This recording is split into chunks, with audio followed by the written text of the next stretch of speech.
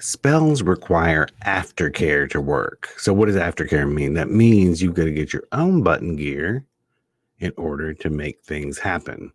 I'm G with Aroma G's Botanica, and today we're going to talk about the aftercare in making spells work, how they don't work without them, and how you've got to participate in a spell.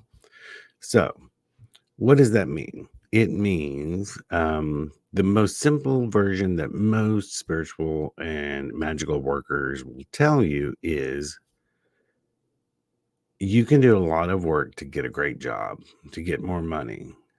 And that spell may have worked really well, but it's not going to do any good if you don't fill out the application for the job. I like to say, and I did a little short on this and I wanted to expand on it, that spells open a door for you. That's what they do. They open a door. What you do afterwards is totally up to you. The rest is in your hands. It's your job to walk through the door and make things happen. People cast love spells and communication spells where they want someone to reach out to them and call them and come to me and all this stuff, yet they won't reach out themselves to the person. They won't tell the person they're interested in them. They won't tell the person they love them. They won't tell the person they want them to come back. All they want to do is burn black candles at midnight and hope for the best. That's not how any of this works. A spell is meant to amplify the energy around you, to set things in alignment, to bring you the things that you want, or to clear a path for you, to give you the things that you want. But you have to be the one who uses that window of opportunity to make things happen. You have to participate. You have to get your butt in gear and go out there and get what you want. Let's see, we covered jobs, we covered love, with success. Okay, success. People do purple candles. We do purple candles for success.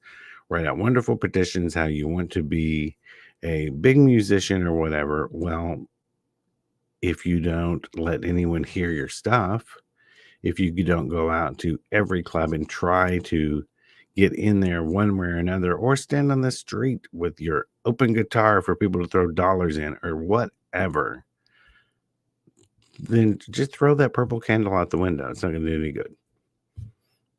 You burn it in order to give me the tools I need, universe.